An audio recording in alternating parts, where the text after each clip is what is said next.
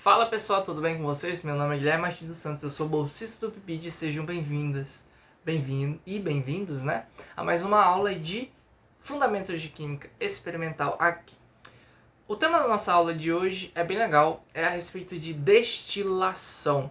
Vamos conhecer um pouco a respeito disso? Claro, né? A gente tem que ter a vinheta antes, né? Roda a vinheta.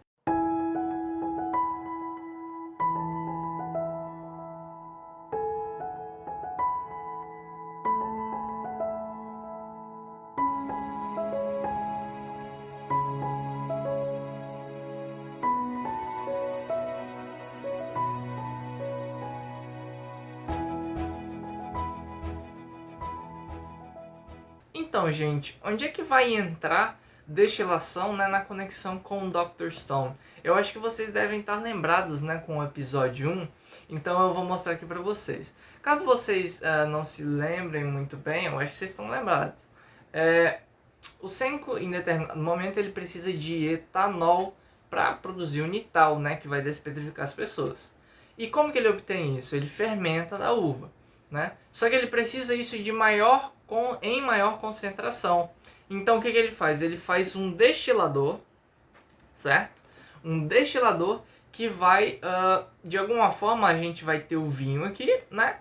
E a gente vai aquecer e por algum motivo vai haver o gotejamento do etanol.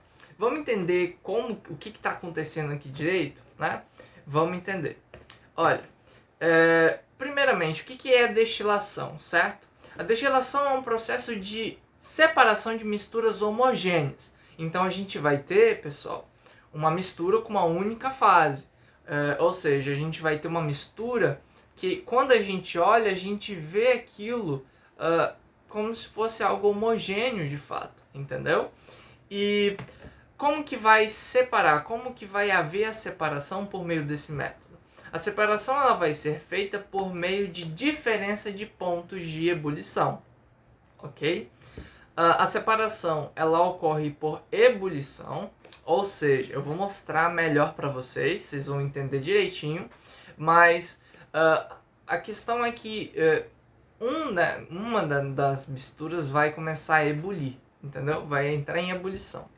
E uma coisa que é interessante, né, é que fazendo contraste, né, com o que vocês viram sobre evaporação, né, na aula anterior, que eu acredito que vocês já viram, né? Vocês viram, né?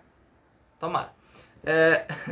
A fonte de calor ela não vai ser o sol, ou seja, vai ser alguma outra coisa que a gente utiliza como fonte de calor mesmo, entendeu? Que vai ter no laboratório, ou quem sabe, né? Para quando a gente trata de destilação que ocorre em lugares sem ser no laboratório, né? Para outros fins, essa destilação ela vai ter outros meios também de fonte de calor, ok? Vamos lá. Seguinte. Destilação simples. Como é que funciona isso? A gente tem que primeiro entender, né? Vocês vão ser técnicos, né? Formados. Entender as vidrarias, né? Os equipamentos de laboratório que estão sendo utilizados aqui. A gente tem dois suportes universais, tá? Suportes, né, que tem essa haste, né, e tudo mais. Nós vamos ter, por exemplo, aqui na destilação a gente vai ter o binco de Bunsen. Teremos a tela de aquecimento metálica, né, que é revestida de amianto. Nós temos um balão, aqui, um balão. E esse balão, né, o interessante dele é que ele vai ter duas saídas, né? Ele vai ter uma saída aqui em cima, só que ela é tampada por uma rolha que vem descendo com um termômetro aqui. E nós vamos ter essa região aberta que vai direto para o condensador, que vai, né, entrar aqui. Então, a gente vai ter também algum coletor, alguma coisa que vai servir para coletar, né, o produto da nossa destilação. O que pode ser esse coletor? Pode ser um balão, conforme vocês veem aqui, pode ser um Becker, pode ser um Erlenmeyer, ok? Vai ser arbitrário no momento de escolher. Ok, agora o que está acontecendo ali direito, né? Lembra que eu falei que é uma separação, né, a destilação, por aquecimento, né, que vai entrar em ebulição? Exatamente, né? Então, o que a gente vai presenciar aqui, né? Essa mistura, quando ela sofreu o aquecimento, né, provocado pela chama aqui do bico de Bunsen, eu não sei como é que fala, se é com I, se é com U. Gente, vamos entender então como que acontece essa separação, né, na prática? Vamos imaginar, né, uma escala de temperatura. Eu vou tentar fazer retinho aqui, mas acho que não vai dar não. Né? Suponhamos que a gente tem essa escala de temperatura, ok? Que ela vai indicar a temperatura, pode ser em graus Celsius, tá? E ela vai aqui desde aqui de baixo até, até temperaturas, não sei, 0 graus Celsius, certo? Até, por exemplo, não sei, 200 graus Celsius, né? Então vamos pensar aqui, ó. A gente vai ter duas substâncias diferentes ali, ok? A gente vai ter uma substância com uma temperatura muito maior que a outra, né? Vamos imaginar, por exemplo, até aqui, né? A gente vai ter uma dessas substâncias que vai estar na mistura ali, que vai ter um ponto de ebulição mais ou menos a essa temperatura, e outra a gente vai ter uma com ponto de ebulição mais ou menos por aqui, né? Ou seja, o que eu quero que vocês entendam? Nós temos duas substâncias misturadas aqui, que vão ter pontos de ebulição, né, diferentes entre si. Uma vai ter um ponto de ebulição maior que a outra. O que vai acontecer é que quando a gente tiver o aquecimento ali da chama, certo? O aquecimento dessa chama aqui vai fazer com que a temperatura ela comece a subir. Quando a temperatura alcançar um ponto de ebulição dessa substância 1, ela vai começar a entrar em ebulição. E o que vai acontecer? É que os vapores dela vão subir, certo? Enquanto que a outra substância que tem um ponto de ebulição maior, ela não vai entrar em ebulição, entendeu? Porque a temperatura vai estar mais ou menos intermediário, ou quem sabe bem próximo ainda, desse ponto de ebulição primeiro aqui, entendeu? Então o que a gente vai notar é que enquanto uma sai, né, na forma de vapor, a outra fica ainda líquida, entendeu? Então aí a gente tem essa separação, beleza? A vantagem da destilação, pessoal, é que em relação, né, à evaporação, eu espero que vocês lembrem a respeito da evaporação. A evaporação, ela fala, eu falei lá, né, quando eu estava falando, é que o líquido, né, quando ele é evaporado, ele não é recuperado. E isso pode acabar sendo um problema. Na destilação a gente não tem isso, ainda bem. Porque os vapores quentes, né, que vão subir aqui de uma dessas misturas, ela vai chegar aqui, né? E a partir desse momento ela vai entrar no condensador. E o condensador, ele vai resfriar esses vapores, ok? Quentes que estão ali, esse equipamento ele vai resfriar e vai causar o gotejamento aqui. Ah, mas por que o condensador, Guilherme, né, o professor, né?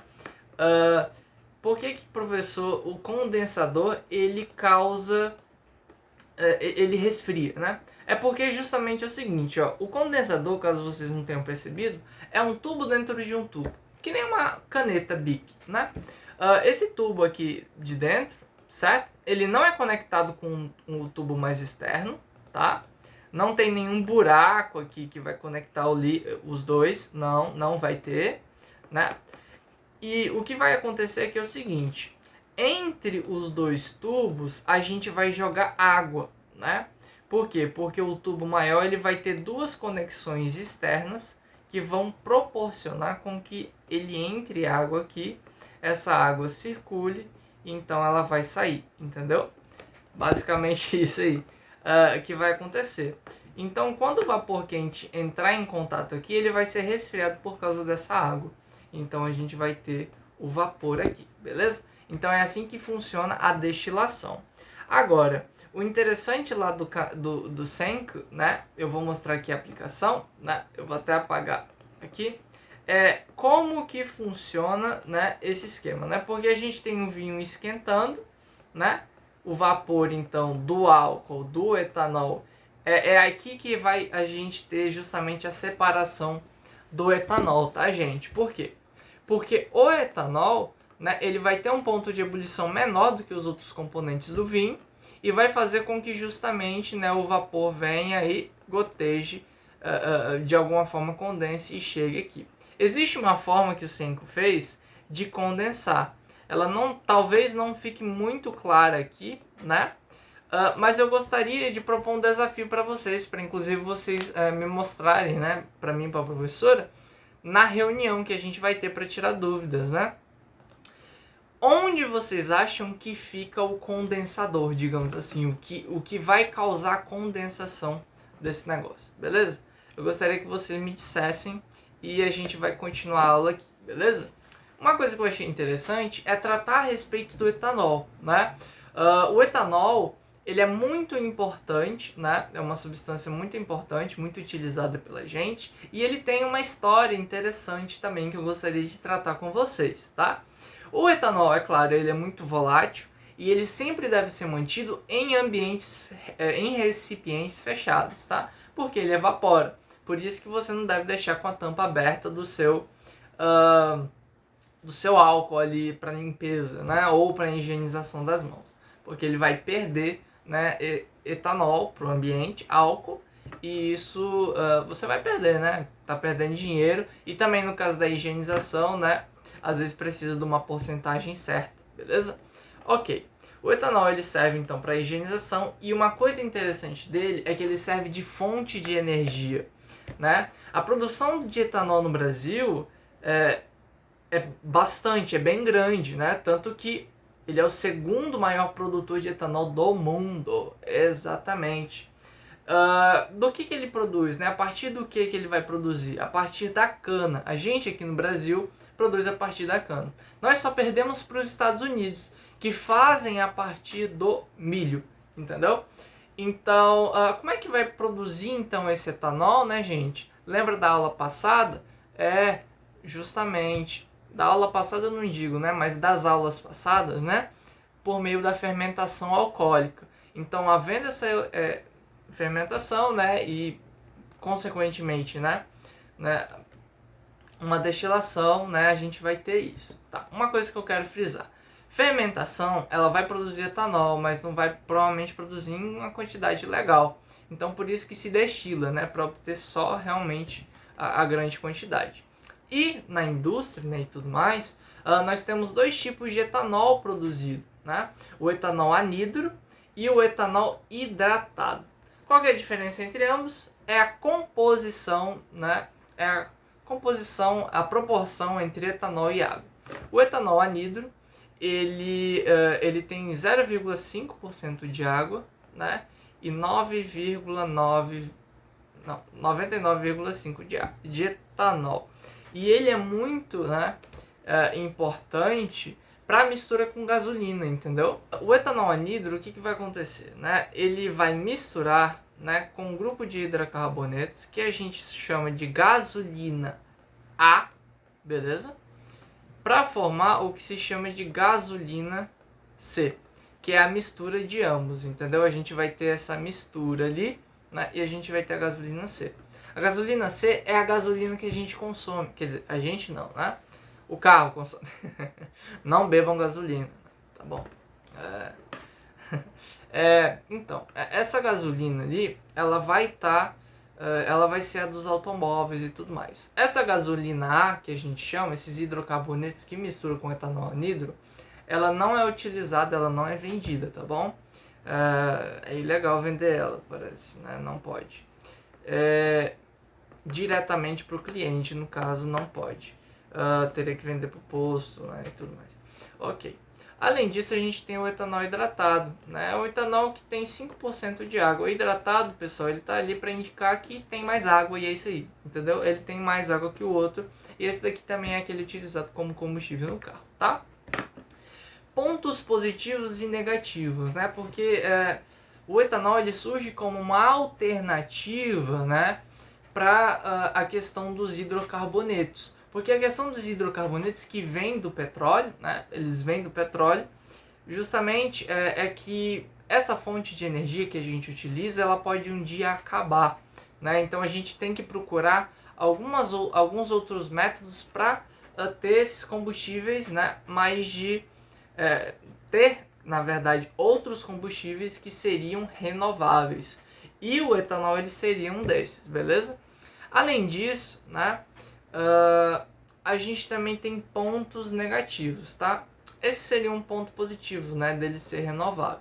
Agora, os pontos negativos seriam, por exemplo, para plantação é necessário um grande terreno, um terreno muito grande, que inclusive pode tomar, né, o terreno da plantação para produzir alimento para a gente comer, entendeu? Então causa alguns problemas ali, né?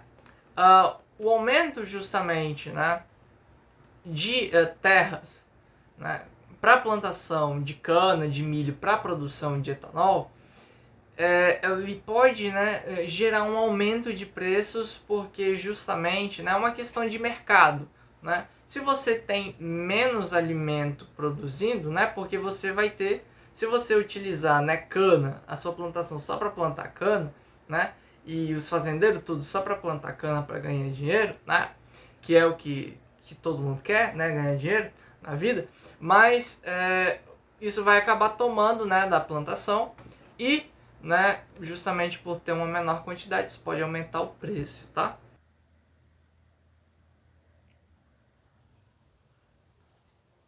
Rapaz, ficou estranho o que eu disse, né? Ficou mesmo. E eu vou explicar aqui de novo pra vocês. Gente, o que acontece aqui é o seguinte: se você tem uma plantação muito grande, né, de cana, ela vai acabar tomando o lugar de outras plantações, né? Num lugar que eu poderia estar plantando batata, feijão, milho, né? Que são alimentos que a gente consome, a gente vai estar plantando cana para produzir álcool, para dar dinheiro, né? É isso que a gente quer, é isso que os fazendeiros querem, né? O problema que causa justamente, né, essa tomada de utilização de terras de cana, né, nas terras normais, digamos assim, que a gente utiliza para consumo próprio, né, para consumo de alimento, certo? Basicamente, né, o que vai acontecer é que se você tem menos terras para produzir alimento, você tem menos comida. E se você tem menos um produto no mercado, de uma forma geral, nesse caso a comida, a gente tem um aumento no preço. Entendeu? É isso mais ou menos. Além disso, uma plantação excessiva, né, pode causar erosão no solo. E uma coisa que é interessante é que é o seguinte: o etanol, né, para a gente produzir 1 litro de etanol, a gente produz 17 litros de vinhoto. O vinhoto, se ele for jogado em rios, né, ele é altamente tóxico, pode matar a flora fluvial, né, e basicamente não vai ter, né, flora e fauna, a gente não vai ter peixe, não tem biodiversidade, e você está destruindo o meio ambiente também, entendeu? Existem algumas alternativas para lidar com isso. Ele pode ser tratado de alguma forma ali e para produzir gás natural, que é um combustível, então a gente iria diminuir esses problemas ali tratando. E aí, pessoal, né, continuando aqui, né, com o nosso entendimento, né, vocês podem ver aqui, eu voltei, né, à destilação simples, porque eu quero fazer um adendo muito importante, que eu quero que vocês saibam, porque ele realmente é muito importante, tá bom? É o seguinte: na destilação simples, o que se utiliza geralmente, né? Vamos lembrar qual que é a condição, né, para que aconteça uma destilação simples. Ela é uma separação que ocorre por meio de diferentes pontos de ebulição. Gente, quanto maior essa diferença, melhor. Entendeu? Quanto maior essa diferença entre esses dois pontos de ebulição, entre a substância 1 e a substância 2, né, que estiverem misturadas aqui, né? Pode ser 2, eu estou utilizando 2, mas pode ser 3, 4, 5. O importante, pessoal, é que para que haja a destilação simples, a destilação no geral, a gente tem que ter uma diferença de pontos de ebulição, e quanto mais distantes, melhor para a gente, tá? Agora, a gente tem alguns problemas. Na destilação simples, que é que nós estamos fazendo aqui, né? Ela geralmente vai acontecer entre uma separação, quando vai ela geralmente vai acontecer para separar um sólido de um líquido, tá bom? O sólido vai estar dissolvido no líquido e vai funcionar. Ela não é utilizada a destilação simples, tá? Para quando você tem dois líquidos misturados e você quer separar eles, tá? Eu vou explicar para vocês aqui por quê que não dá muito certo. Não dá muito certo. Eu acabei até voltando aqui, abrindo a tela sem querer. Mas vamos lá. Imaginemos aqui, eu disse que ela funciona, né, para sólido e líquido, né? O que que vai acontecer aqui, por exemplo, se eu tiver então uma mistura de NaCl, uma mistura de NaCl, né, com água, né? O NaCl aquoso, digamos assim, certo? O NaCl é o sal de cozinha. Ele tem um ponto de ebulição muito grande, muito maior do que o da água, tá bom? Então o que vai acontecer, né, é que a água evapora e o sal fica no fundo. É bem simples, né? Olha só, a água, né, é um líquido, o sal é sólido. Então vai acontecer perfeitamente. O que a gente vai obter aqui no final é uma água relativamente pura, entendeu? Relativamente bem separada daquele sal ali. Agora vamos imaginar, né, caso fosse a situação, poxa vida, eu tenho uma mistura, gente, aqui em casa, ou aqui em casa no laboratório, eu acabei misturando água e acetona. Ixi, o que que a gente faz? Como é que a gente separa isso daqui? Né, são dois líquidos, será que funciona da mesma forma? Daí alguém foi lá pesquisou no Google, né? E viu que é o seguinte, o ponto de ebulição da acetona é 56 graus Celsius. Enquanto da água, é claro, todo mundo já deve saber, de cor, é salteado, é 100 graus Celsius. Então olha só, a gente tem uma diferença aqui de 44, né, graus Celsius, né? Será que a gente consegue separar? O ponto de ebulição é diferente, não é? Será que a gente consegue fazer isso? Vamos imaginar então o que iria acontecer, né, caso tivesse acetona e água aqui misturados. Acetona e água misturados aqui. O que aconteceu é o seguinte, o bicão de Bunsen ou qualquer outra coisa que estivesse aquecendo aqui, né, ia provocar, né, o aquecimento da mistura. A mistura ia aumentar a temperatura, ia aumentando a temperatura, aumentando, até chegar a 56 graus Celsius. O que acontece quando chega a 56 graus Celsius? Começa a haver a formação de bolhas. Por quê? Porque a acetona ela começou a literalmente ebulir, entrar em ebulição, vaporizar-se por meio, né, da ebulição ali naquele contexto. Então a gente vai ver, né, vai ter, né, os vapores aqui vindo e descendo aqui no condensador e gotejando aqui. Agora, o problema que vai acontecer é o seguinte, enquanto que a acetona ela vai, né, ebulindo, a água, apesar dela não entrar em ebulição, porque o ponto, né, de ebulição ela é um pouco maior, ela não vai entrar em ebulição junto ali, né? Só que a gente vai ter um problema. Como a gente está aquecendo, a gente faz com que um tanto da água ainda evapore, entendeu?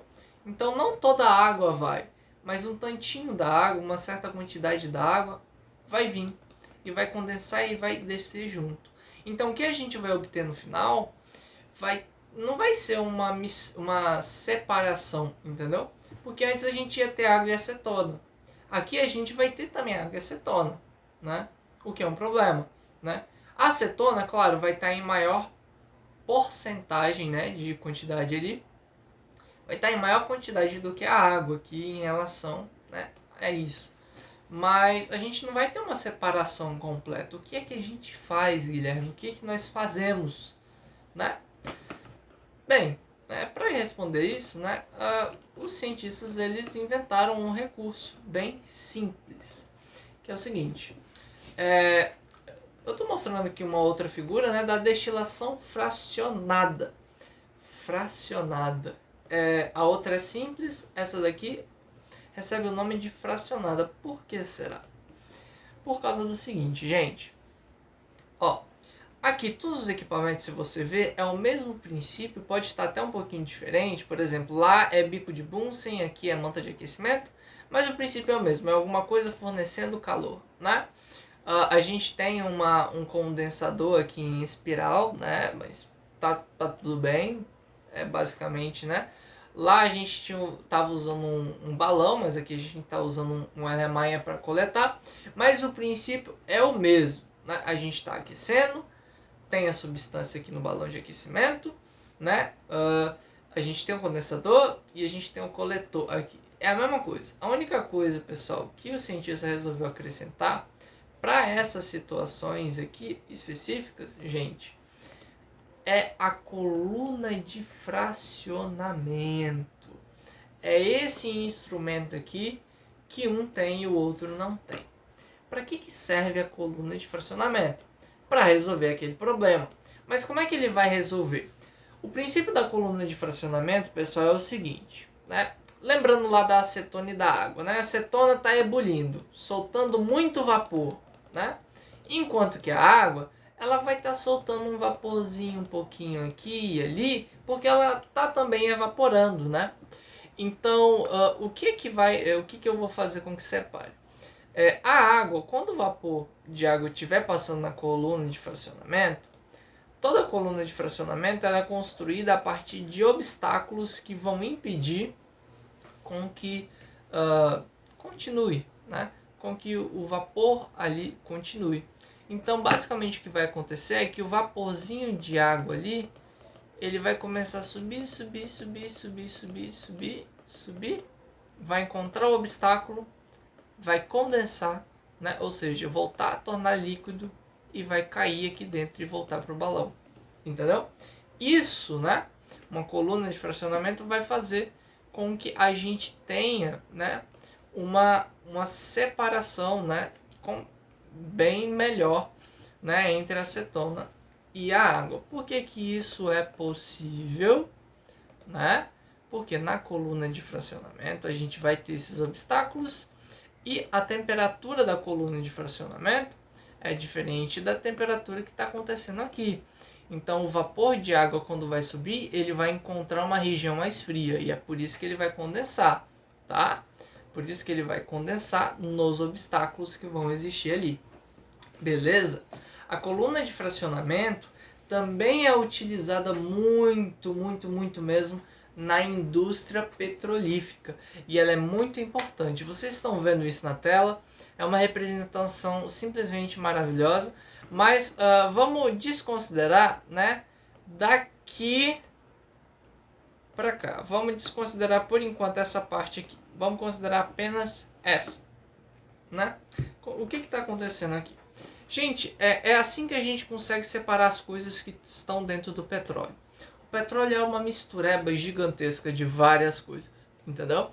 Mas o que a gente vai presenciar aqui é que na destilação fracionada nós vamos, né, separar, tirar várias, né, separar mesmo as coisas que estão ali. Então como é que vai funcionar? Tem-se o petróleo cru, e ele vai sofrer um aquecimento muito grande, 400 graus Celsius, né? E ele vai ser posto numa coluna de fracionamento. Por que essa coluna é importante? O que ela tem? Tá vendo que essa coluna é bem grande, né?